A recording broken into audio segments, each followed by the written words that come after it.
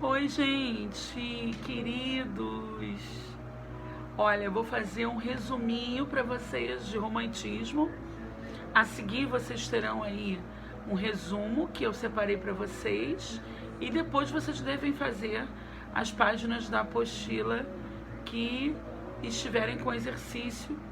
O romantismo na apostila começa na página 53, então vocês vão, a partir da 53 a 70, pegar o romantismo e poesia número 2 e a gente vai encerrar com poesia número 3, mas vamos até a número 2, tá? Até a página 70. Então vocês vão procurar os exercícios e vão fazê-los, fotografar e enviar para mim, tá bom? Mas o romantismo no Brasil ele começa em 1836. É claro que, como tudo, né, sofrera muita influência da literatura europeia, não é verdade? Nós vamos ter 3 gerações. Começa em 1836, né? Efetivamente o romantismo no Brasil, com a obra Suspiros Poéticos e Saudades de Gonçalves de Magalhães. Eles eram, Gonçalves de Magalhães e Gonçalves Dias, eram amantes da pátria, da natureza. O índio, na visão de ambos, é visto como herói nacional. Tá? Então essa primeira geração, porque o romantismo foi dividido em 3 gerações na poesia, essa primeira geração fala do índio forte, o índio viril, o índio guerreiro, o índio bonito, né? O índio que imita, digamos assim, o índio europeu, ok? Muito assim próximo ao Jesus Cristo europeu, loiro de olhos azuis, é uma criação totalmente da Europa, né?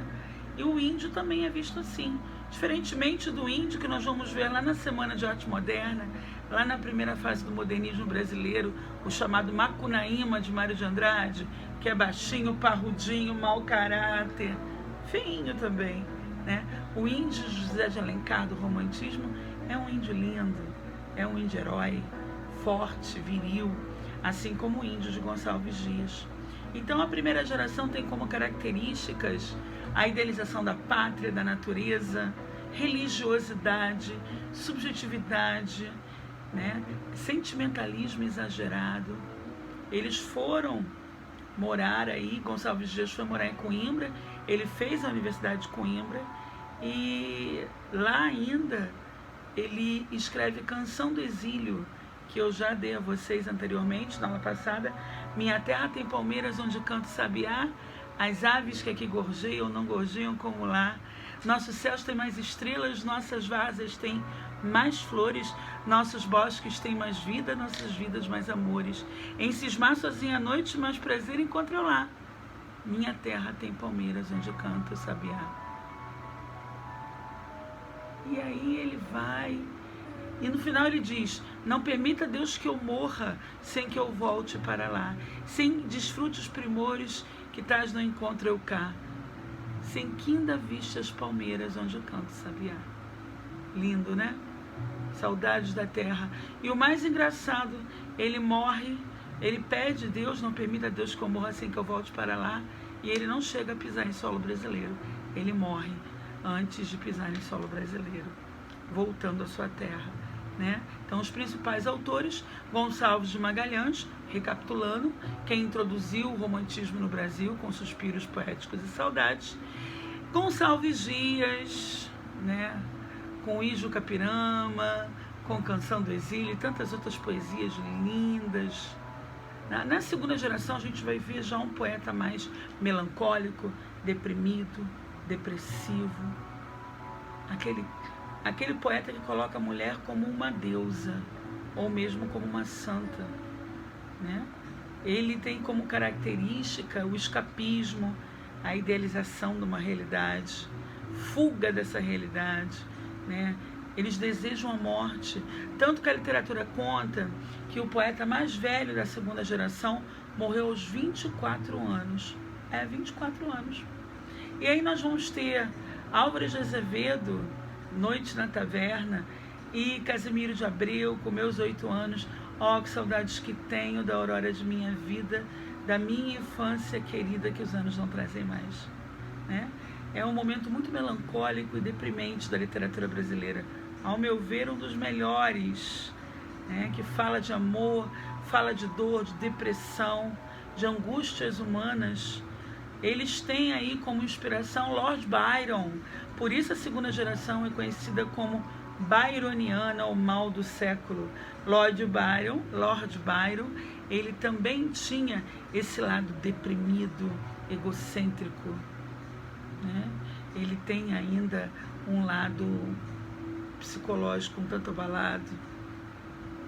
Ele era não satânico, mas ele vivia na noite, né? As poesias dele são de cunho fantástico. Ele sofre verdadeiramente. Dizem as más línguas que o caráter dele era meio duvidoso, mas ele com certeza influenciou belíssimamente a segunda geração do modernismo brasileiro, do romantismo retificando brasileiro.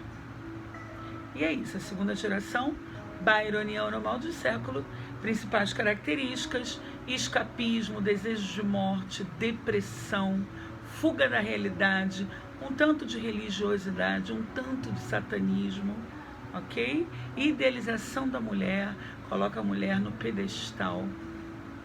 E a dor em todas as poesias, ok? Álvares de Azevedo e Casimiro de Abreu, como tantos outros, se destacaram nessa época, ok? Aí nós temos Noite na Taverna, Cântico do Calvário, nós vamos ter Se Eu Morresse Amanhã, viria ao menos fechar meus olhos, minha triste irmã, minha mãe de saudades morreria se eu morresse amanhã. Foi um momento pesado, sim, mas um momento bastante interessante.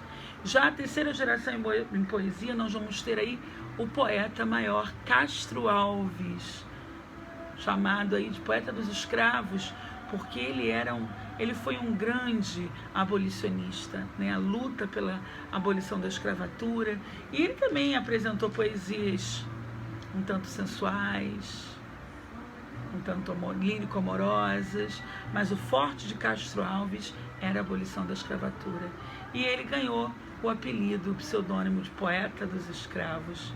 E as suas duas maiores obras, Vozes da África e O Navio Negreiro, vale a pena ler, vale a pena conhecer um pouco mais dessa terceira geração em poesia, que já está com um pezinho no realismo brasileiro.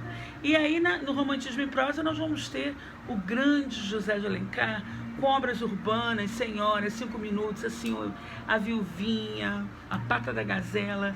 Nós vamos ter José de Alencar também no indianismo, com o Guarani, Ceci, Peri e Ceci, A História de Amor. Nós vamos ter Iracema, Virgem dos Lábios de Mel, vamos ter o Birajara, vamos ter as Minas de Prata aí, né, como romance histórico, né, o sertanejo como romance regionalista e tantas outras obras do divino José de Alencar. Eu particularmente, tenho uma inclinação por esse escritor, né? Mas nós tivemos também aí Bernardo Guimarães, nesse momento, com A Escrava Isaura, que já foi adaptada, inclusive, já virou novela, né, para algumas emissoras. Nós vamos ter Inocência de Visconde de Taunay. Nós vamos ter aí Joaquim Manuel de Macedo com A Moreninha. Vamos ter Manuel Antônio de Almeida com Memórias de um Sargento de Milícias. Grandes obras, grandes romances no romantismo brasileiro. Vale a pena conferir, ler o resumo que a professora Monique colocou aí e ler também, fazer uma leitura rápida nas páginas da apostila, onde eu acabei de fazer o resumo dos principais pontos para vocês. Então, primeira geração, indianista nacionalista, Álvares de Azevedo e Casimiro de Abreu pertencem à segunda geração, byroniano, mal de século, e a terceira geração, Castro Alves e Sousandrade. Mas quem se destaca mesmo é Castro Alves. Esqueci de falar, repetir para vocês, na primeira geração, Gonçalves Magalhães e Gonçalves Dias, com a linda Canção do Exílio. É isso aí, leiam a matéria. Obrigada pela atenção de vocês até aqui. Até a próxima aula.